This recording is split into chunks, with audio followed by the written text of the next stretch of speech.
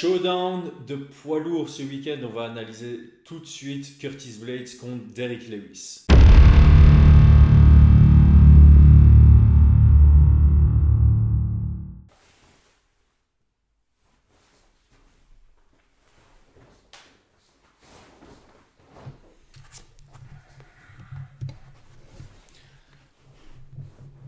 My balls was hot. Obligé de le faire. Derrick Lewis contre Curtis Blades. L'analyse commence maintenant, plus sérieusement. Alors, pour commencer, premier point intéressant dans ce combat, c'est les cotes de Paris. On a un gros favori en Curtis Blades ici à moins 400. Derrick Lewis, automatiquement gros underdog. Alors, mon premier conseil chez les poids lourds, quand on a une si grosse différence, enfin, en tout cas quand on a un gros favori et un gros underdog, ne pariez pas sur le favori. Parce que il y a peu à gagner. Il faut mettre 400 euros pour gagner 100 euros. Ça, c'est une chose. Et en poids lourd, ce X-Factor du lucky punch, comme on appelle, ou en tout cas ce X-Factor de une frappe qui change toute la donne, est beaucoup plus élevé que dans n'importe quelle autre catégorie de poids, évidemment. Surtout avec Derrick Lewis. Donc, si vous voyez Curtis Blades gagner, c'est pas le combat sur lequel parier. Si vous pensez que Derrick Lewis a sa chance, c'est peut-être bien l'occasion de mettre une pièce. En tout cas, si vous voulez absolument parier sur ce main event, je mettrais plutôt la pièce sur Derrick Lewis, même en pensant qu'il va perdre, parce qu'il y a toujours cette possibilité que tout change. Surtout, et on va le voir, Derrick Lewis c'est un opportuniste, il a le flair pour la finalisation, même quand il est mal embarqué dans un combat. Ok, donc beaucoup d'implications évidemment dans ce combat, puisque Curtis Blades est le deuxième contender, Derrick Lewis est le quatrième, ils sont tous les deux sur une belle série dans leur dernier combat. On a un Curtis Blades qui commence à être expérimenté. Il était arrivé à l'UFC, il n'avait pas énormément d'expérience. 14 victoires, 2 défaites en professionnel. Il est face à quelqu'un de beaucoup plus expérimenté que lui. 24 victoires, 7 défaites pour Derrick Lewis. Mais dans cette structure-ci, je n'ai pas l'impression que l'expérience va jouer beaucoup, étant donné que Curtis Blades a déjà pas mal d'expérience contre le niveau élite. Il est arrivé à l'UFC, il a été très rapidement propulsé vers le top 10.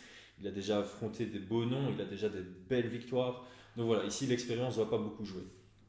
Pour moi, la raison pour laquelle les cotes de Paris sont aussi disparates, c'est cette question de contrôle. Donc, pour rappeler ces deux statistiques ici, le combat, entre guillemets, soit il se passe à distance de pied-point, soit il se passe en grappling. Quand il se passe en grappling, on a un pourcentage de contrôle. Okay, donc, pardon pour le zoom. Donc, l'addition du contrôle plus du pourcentage de temps passé contrôlé par l'adversaire plus le pourcentage passé à distance, ça fait toujours 100%. Là, évidemment, j'arrondis. Donc, les vrais chiffres, c'est point 34 par exemple. Ici, j'invente, mais j'arrondis chaque fois au dixième. Donc, soit Curtis Blades, quand il rentre dans la cage, il va passer plus de la moitié de son temps en contrôle grappling du combat. Donc, il va passer 57,3% de son temps en contrôle, soit au clinch, soit au sol. Et il va seulement se faire contrôler 2,4% du temps.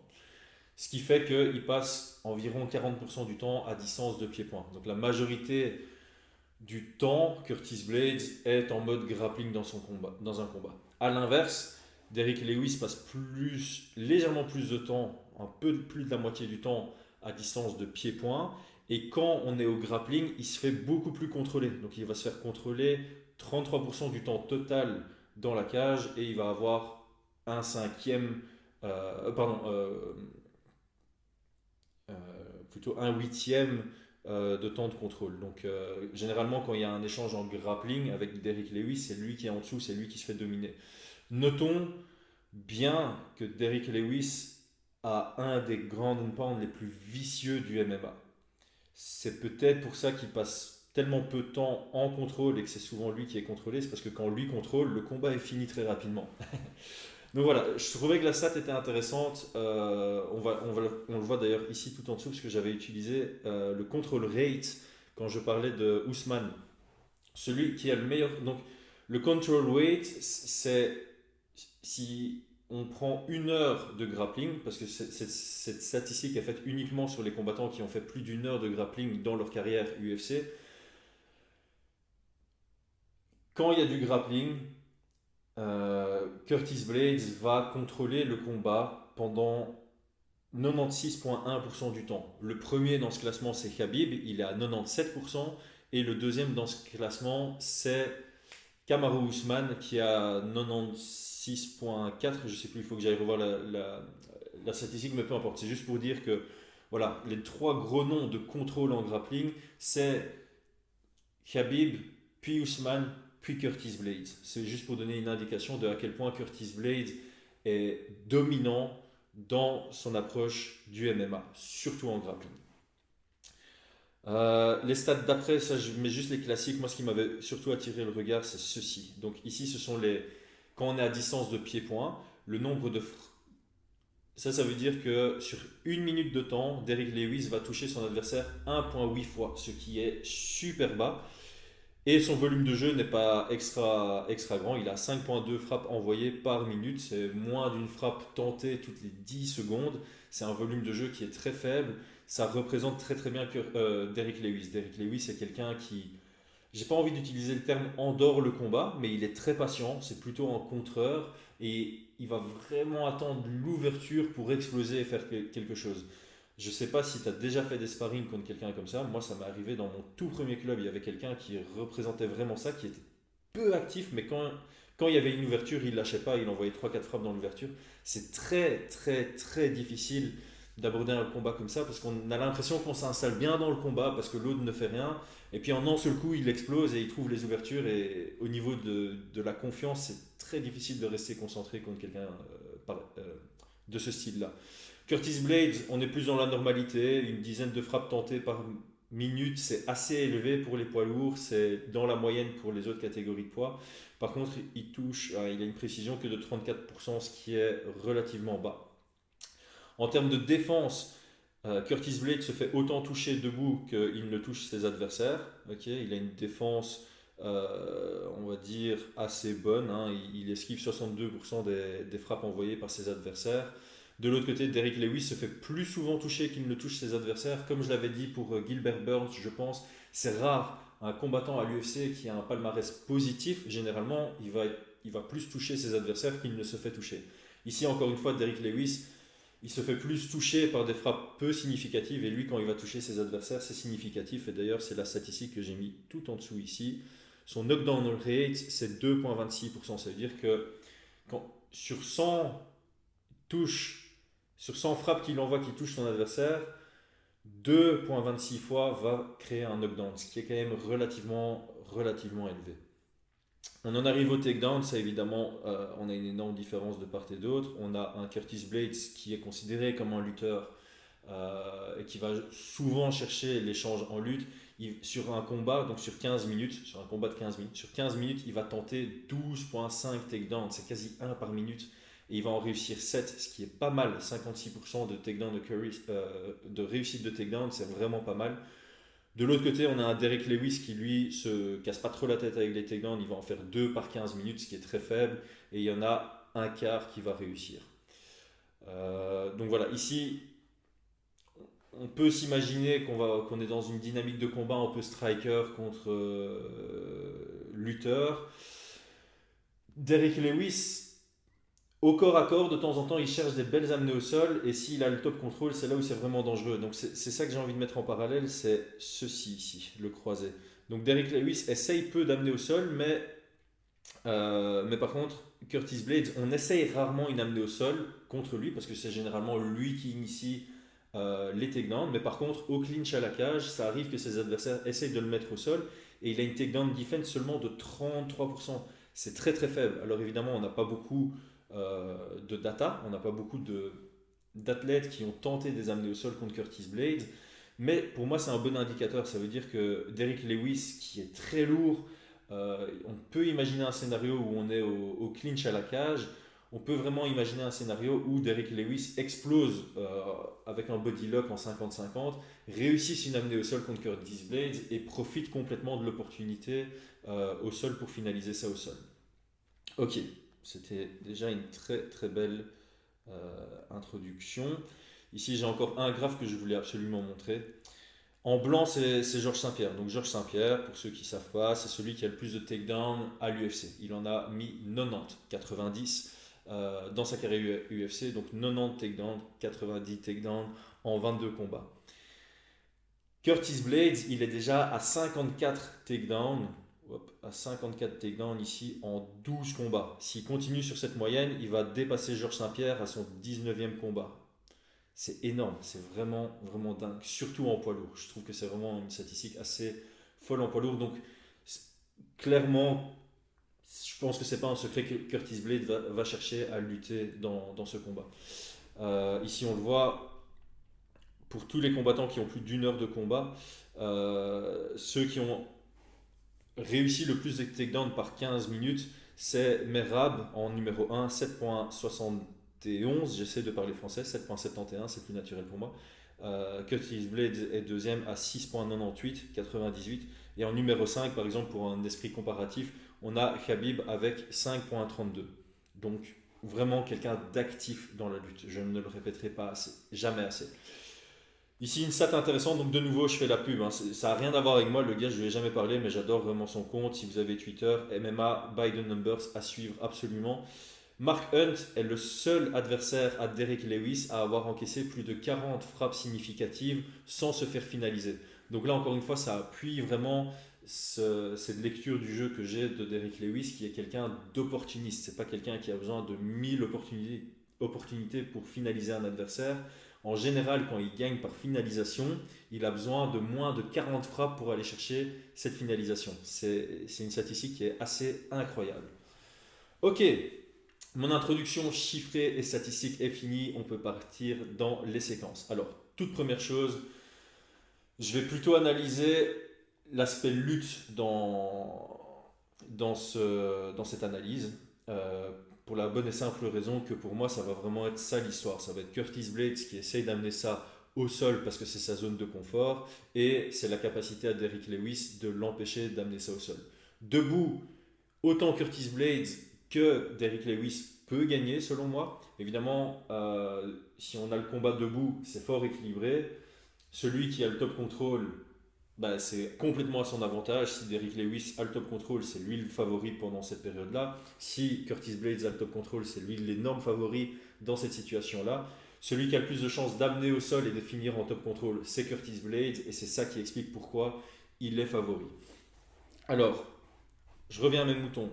Curtis Blades, disons qu'il n'a pas suivi le darwinisme, désolé d'utiliser des mots comme ça, le darwinisme du MMA en termes de lutte. Donc en termes de lutte, disons qu'au tout début, et pendant très longtemps, même jusqu'à l'époque Georges Saint-Pierre, beaucoup de takedowns étaient faits à l'ouvert. À l'ouvert, ça veut dire que sans l'utilisation de la cage, on va dire. Donc ici, il shoot à l'ouvert, il n'y a pas du tout la cage derrière Volkov, et il va compléter son takedown sans nécessiter l'aide de la cage. C'est de plus en plus rare. Aujourd'hui, la lutte en MMA commence à évoluer vers la gréco-romaine, avec beaucoup d'amener, beaucoup de stratégies contre la cage, notamment Khabib Nurmagomedov qui est l'expert pour ça. Les shoots à l'ouvert sont de plus en plus rares et c'est certainement très rare d'avoir un shoot à l'ouvert qui se complète. On voit plus souvent des shoots à l'ouvert où l'objectif est d'aller amener à la cage en contrôle et de finaliser l'amener au sol à partir de là. Donc ici, on a un Curtis Blades qui montre des très très beaux shoots à l'ouvert réactivement, donc en contre sur une combinaison. Ici, ça je veux absolument montrer, parce que je le parle souvent. On a la position du T, c'est-à-dire que la ligne d'attaque de Curtis Blades, ici, c'est celle-ci, elle est perpendiculaire au positionnement de pied de Overeem. Si Curtis Blades envoie un direct ici, c'est un knockdown. Et dans cette position, autant en pied-point qu'en lutte, c'est un avantage pour Curtis Blades de se retrouver dans une position où on a le T. C'est lui qui a l'avantage pour le T ici. Hop, il va pouvoir shooter et amener au sol. La seule raison pour laquelle on aime avoir ça, c'est on est en garde plus ou moins ouverte. On peut considérer que Overeem est gaucher et qui cherche en fait à avoir hop, allez, l'angle dominant ici pour envoyer son direct. Malheureusement, il est trop perpendiculaire à Curtis Blades qui a un très très bon timing et qui va shooter à partir de là et de nouveau compléter à l'ouvert. La séquence que j'ai ici, c'est juste pour montrer Curtis Blade. Ici, il est gaucher. C'est quelqu'un qui switch. Il est plutôt droitier, mais il est à l'aise dans les deux gardes et il est capable de shooter dans les deux gardes. Ici, encore un shoot réactif engauché et puis il vient crocheter la jambe. Donc il fait pas que des power double. Ok, donc ici il a shooté plus haut que d'habitude. Il n'a pas shooté dans les jambes, il a shooté juste au-dessus des hanches. Il n'arrive pas à obtenir le takedown avec sa puissance et le fait d'avancer. Il vient crocheter ici avec sa jambe droite la jambe gauche de Volkov pour compléter son takedown. Ça touche la cage, mais il n'a pas eu besoin de la cage pour compléter. Alors ça, cette séquence, elle est juste super. Ici. D'abord, Blades va faire un petit changement de niveau, feinter, l'amener au sol pour envoyer son jab. Hop, le jab touche. Première chose. Volkov, ok, il y a un changement de niveau, il m'attaque en pied-point. Deuxième chose, changement de niveau, jab direct, les deux touchent. Volkov se dit, ok, il veut plus lutter, il veut m'amener, il veut plus lutter, il veut me striker. Jab, ah ben non, il shoot, il complète l'amener au sol, de nouveau un power double. J'aime beaucoup ça parce que ça c'est vraiment la logique de Cain Velasquez. Cain Velasquez c'était quelqu'un qui était vraiment expert pour lutter quand son adversaire pensait qu'il allait striker et pour striker quand son adversaire pensait qu'il allait lutter. Et ça c'est vraiment compliqué.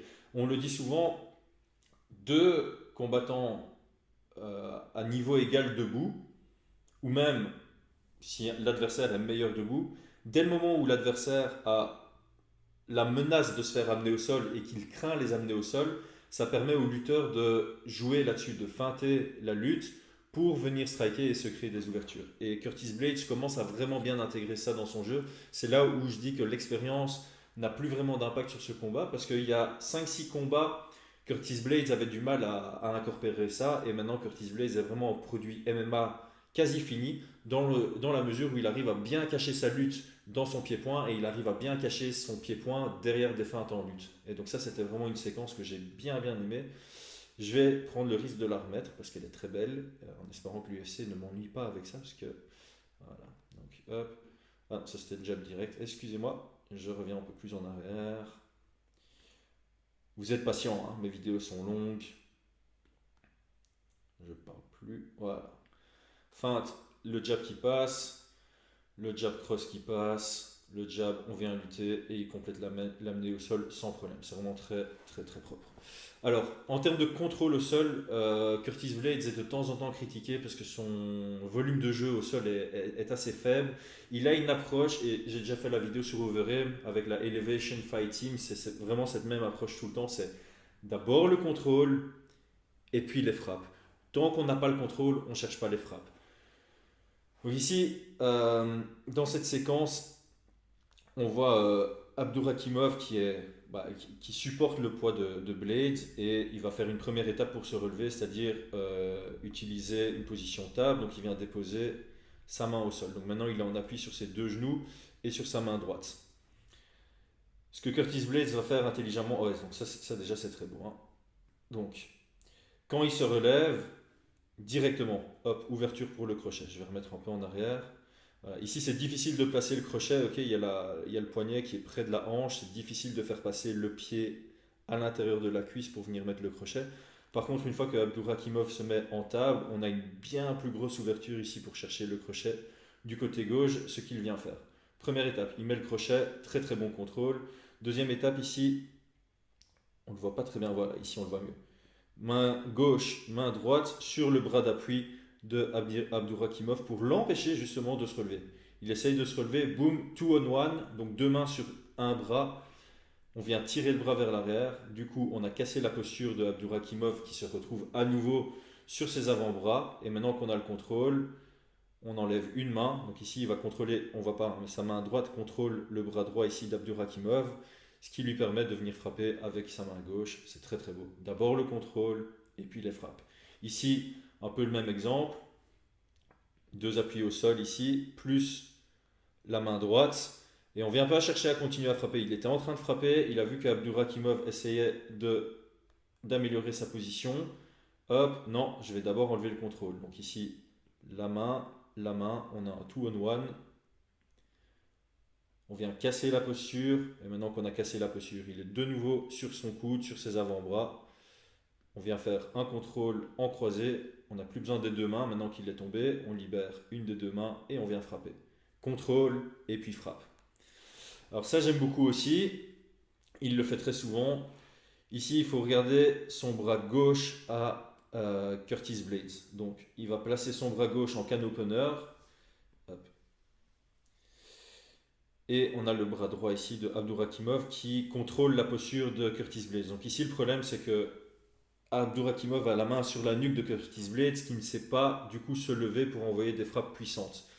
Donc, grâce à son can opener, ici, il va pouvoir placer son bras à côté de la tête de Abdurakhimov et son coude, il va le sortir légèrement vers la cage pour pousser en fait le bras de Abdurakhimov vers l'extérieur, ce qui va lui permettre de libérer sa tête et de créer une posture, de créer de l'espace entre deux. Une fois qu'il y a de l'espace entre deux, il peut envoyer ses frappes.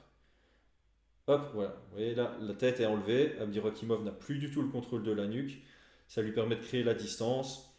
Et il vient libérer son bras droit ici pour envoyer un coup de coude. Et ça, c'est le début de la fin. Poup, un gros coup de coude. C'est le début de la fin, je n'ai pas montré. Ici, pareil. On a de nouveau le can opener ici sur sa gauche. On a Overeem qui a le contrôle de posture avec sa main derrière la nuque de Blades. De nouveau, on vient passer à l'intérieur, puis son coude va pousser le bras pour pouvoir libérer sa tête et créer une posture. Ok. Il faut regarder tout à la fois, je vais avancer tout doucement. Pop, vous voyez comment la tête s'ouvre là. Le petit coup de coude vers l'extérieur et la tête de l'autre côté pour la libérer. Il faut regarder les deux en même temps parce que ça va très très vite. Petit coup de coude. Regardez d'abord le coude. Vous voyez comment il écarte. Et grâce au fait qu'il écarte, il sait sortir sa tête. Regardez maintenant la tête qui va partir par ici. Très belle flèche, Chris, bravo. Pop. Et maintenant il peut créer la distance et il envoie son coup de coude. Aussi, très très chouette. Hein. En général, en coup de coude, ouais, je vais avoir du mal à montrer. Le coup de coude, généralement, on va l'envoyer comme ceci. Ce qui va arriver dans la défense ici d'Overeem. Ce que Curtis Blades fait, c'est qu'il va amener son coude au-dessus de la tête et puis il va descendre. Je ne sais pas si j'arriverai à bien l'expliquer ici. Il faut regarder. Tac. Vous voyez ici le bras, voilà, c'est ça que je vais expliquer. Le bras au moment de l'impact est comme ceci pour passer entre la garde. Okay, le coude est vraiment ici et son bras fait cet angle-ci. Si on l'envoie plus naturellement, le coude va faire ceci et il sera donc bloqué par le bras gauche d'Overeem. J'ai remontré. Pac. Il prend vraiment un peu le midi 6, mais c'est interdit quand ça va de haut en bas. Et ici, il a vraiment plutôt un 6 midi, on va dire, pour frapper. Et ça, c'est le début de la fin. Pop, pop, pop. Ok. Grand temps. Ça, c'est pour Curtis Blade. Je vais essayer d'accélérer pour Derrick Lewis. Derrick Lewis, comme je dis, quelqu'un qui travaille en burst. Ici, il s'est fait dominer tout le combat contre Volkov. Tout le combat debout. Il reste 18 secondes. 18 secondes, il reste dans le combat. Overhand. Donc on critique souvent pour son cardio Lewis, mais il a beaucoup de finish au troisième, quatrième round. Et il reste dangereux très très souvent jusqu'à la fin du combat. Ici, knockdown. Et puis là, c'est ça que je veux dire, le grand end pound qui est vicieux. Regardez comment elle bouge la tête de Volkov. Sacré KO. Autre exemple de quand il travaille en burst. Ici, très généralement, quand on est dans ce genre de format en combat, c'est une position plus ou moins neutre. On va voir qui. On est en 50-50, donc c'est un peu. Ok, qui va amener l'autre vers la cage. Il n'y a pas de gros efforts en général dans ce genre de situation. Ici, Derrick Lewis, hop, 50-50, il explose sur le foot sweep. Ça crée un scramble et dans la sortie, 3 frappes, 4 frappes. La quatrième frappe, c'est pile au menton, KO sur Tibura. Et c'était au troisième round. Donc vraiment pas sous-estimer la gestion d'énergie de Derrick Lewis. Ici, de nouveau, au troisième round, je sais, j'aurais pu prendre un meilleur exemple, j'aurais pu prendre quand il a finalisé Oleinik, mais juste pour montrer. Troisième round, un mec, désolé, gros comme lui, grand comme lui, lourd comme lui, faire des genoux sautés comme ça, on s'y attend pas. Dans le troisième round, on s'y attend pas. Avec la capacité de finaliser, vraiment pas. Regardez ici, si son crochet touche, c'est fini. Hein. C'est le crochet de Daniel Cormier sur Stipe Miocic dans leur premier combat. Alors, contre Abdurakhimov, le pauvre, je le prends beaucoup en exemple ici, on prend la monte, knee slide, on a la monte, il reste 1 minute 29. Il n'a pas souvent le contrôle, mais quand il a... Alors je sais, hein, la monte, c'est entre guillemets facile de finir, mais si rapidement, voilà, 9, 10... Après 11 secondes, Herbdin qui s'intercale. Contre Pesta, on a eu la même chose. On a eu la même chose contre d'autres combattants. Derrick Lewis, une fois qu'il est en top contrôle, c'est très, très, très dangereux. Alors, un truc sur lequel on rigole souvent avec Derrick Lewis, c'est qu'il n'a pas de technique pour se relever. Se relever, c'est juste utiliser de la force. Et donc, je n'allais pas montrer 15 exemples, mais ici, c'est vraiment beau. Ok, je tourne mon dos, je montre un tout petit peu ma fente de cul, comme un plombier. Désolé pour les plombiers, vous savez, hein, c'est le stéréotype. Voilà, aucune technique, je me lève, et voilà. Et puis ici, je vais chercher le underhook, je trouve le underhook, on sépare l'action. Même exemple ici contre Daniel Cormier, j'essaye de me lever. Ah, ça c'est peut-être intéressant. Alors, on a un Daniel Cormier qui essaie de faire ce que Curtis Blades aime bien faire, hein, venir chercher le 2-on-1 ici, mais il est légèrement trop petit. Son bras droit est pas assez grand pour aller chercher le bras gauche de Derrick Lewis. Curtis Blades est un peu plus grand, donc il pourrait y arriver, mais ça reste intéressant de voir avec quelle puissance Derrick Lewis arrive à empêcher le 2-on-1 et puis il se relève tout simplement. Bon, évidemment, ça lui pose problème parce que souvent, quand il fait ça, il tourne son dos. Ça lui a coûté le combat contre Daniel Cormier, ça aurait pu lui coûter le combat contre Taibura. Mais voilà, c'est juste pour vous montrer. À un moment, il reste au sol, l'autre est sur lui, il n'y a rien qui se passe. Il dit ok, tu sais quoi, je vais me lever. Et il se lève. Il n'utilise pas de technique, il dit juste oh, je vais me lever, je me mets à quatre pattes, je me lève et voilà. Curtis Blades, il a un très très bon contrôle, donc il faut voir, ce sera vraiment force contre technique et c'est ça qui est intéressant vraiment dans ce combat. Donc, voilà, je vais finaliser en disant, en termes de game plan, il n'y a pas grand chose de particulier. Je pense que Curtis Blades utilisait beaucoup de feintes pour un peu frustrer Derrick Lewis. Et puis, comme je dis, il est aussi fort proactivement que réactivement sur les takedowns. Donc, j'irai plutôt proactivement chercher les takedowns que réactivement, parce que réactivement, ça veut dire que on attend que Derrick Lewis engage, et quand il engage, il y a toujours un danger. Donc beaucoup de feintes, rester à distance très lointaine, et quand il shoot, shooter à fond, pas chercher l'échange en pied-point, contrôler à la cage et rester concentré tout le temps, parce qu'à tout moment, Derrick Lewis peut exploser, que ce soit en pied-point ou à la cage au clinch. Derrick Lewis, il n'a jamais de stratégie, il fait toujours son même combat, c'est attendre son ouverture. Ah oui, petit truc, c'est Derrick Lewis, quand il se fait toucher au corps, il réagit très souvent comme Matt Brown ou Eric Silva, il est faible du corps, donc peut-être que Curtis Blades peut utiliser ça. Mais voilà, pour Derrick Lewis, je pense qu'il n'y a pas de secret, c'est attendre la bonne ouverture, la choisir. J'utiliserai beaucoup de genoux sautés, il aime bien les utiliser, et face à un lutteur, c'est toujours intelligent de notifier qu'il y a un risque qu'au moment où il plonge, ben, un genou monte à ce moment-là. Donc oui, l'utilisation de burst en genou sauté, ça peut être très très intéressant pour Derrick Lewis. Ok, ouais, je m'attarde pas trop sur le game plan parce que ça reste un combat de poids lourd et pour moi ça m'a l'air d'être assez clair, c'est un peu striker contre grappler, donc voilà. Dans les autres combats intéressants sur cette carte, Alexei Oleinik, on est obligé de kiffer, une expérience de dingue, c'est un des meilleurs grappleurs qu'on ait jamais vu. Voir un Ezekiel chez les poids lourds, c'est toujours fun. Il rencontre Chris Daukaus qu'on cherche à faire monter. C'est un bon finisher, il est favori dans ce combat. Encore une fois, hein, quand il y a Oleinik, c'est deux fils grappleurs contre striker. Même un autre grappleur va plutôt chercher à striker contre lui, à part si c'est Verdum par exemple. Mais voilà, donc ici j'aime bien le combat parce que Oleinik, j'ai toujours bien aimé ses combats, il a rarement des combats ennuyants. Et pour ceux qui ne le connaissent pas, ça permet de découvrir Chris Daukaus, voir comment il gère quelqu'un de beaucoup plus expérimenté que lui, hein. On a 10-3 contre 59-13, c'est énorme comme différence d'expérience. L'autre combat qui m'attire énormément, c'est celui de MMA Factory, Nassourdine Imavov, qui fait son deuxième combat à l'UFC et qui, pas de cadeau, Phil Howes, deuxième combat à l'UFC aussi, 9-2 contre 9-2, les codes de Paris exactement pareil, il n'y a pas de favori ici. C'est la puissance et l'explosivité du côté de Phil Howes contre le sniper, la précision, l'intelligence de déplacement, la gestion de distance de Nassourdine Imavov. Donc c'est un peu le genre de combat où je vois Nassourdine dominer de manière générale les rounds et Phil Howes avoir ses grands moments et à voir s'il arrive à transformer en moments en finalisation. C'est un peu le même principe dans le main event.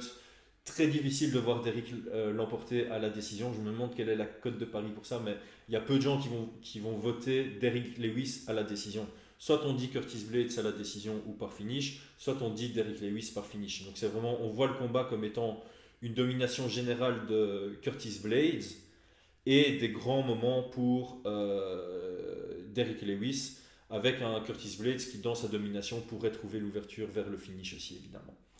Combat qui m'attire beaucoup évidemment, c'est Thomas Spinal, puisque c'est le numéro un de mes prospects à suivre en 2021. Pareil, hein, 9-2 contre 30-19. On va tester l'expérience contre Andrei Arlovski. J'ai hâte de voir ce combat, j'ai vraiment hâte de voir l'ascension de Thomas Spinal. J'ai aucun doute sur le fait qu'il va vite monter très haut dans les échelons de la division des poids lourds. Et puis il y a d'autres chouettes noms à suivre. Drakkar Klose contre Luis Pena, ça devrait être un chouette combat à regarder. Julian Erosa, un style atypique, ses combats sont généralement agréables à regarder. Charles Rosa aussi, j'aime bien regarder ses combats. Et pour les fans de grappling, on a Alves contre Sabatini qui devrait être assez sympa, surtout pour tous les échanges qu'il y aurait au sol. On a tapé la demi-heure, je ne vais pas faire une longue conclusion, j'ai pas fait de pub, donc s'il te plaît, comme je t'ai pas saoulé avec ma pub, fais tout ce que je demande dans mes pubs habituelles. Like, commente avec ton pronostic, partage sur internet et achète mon livre. Merci, c'était Chris Gonacht, à très bientôt.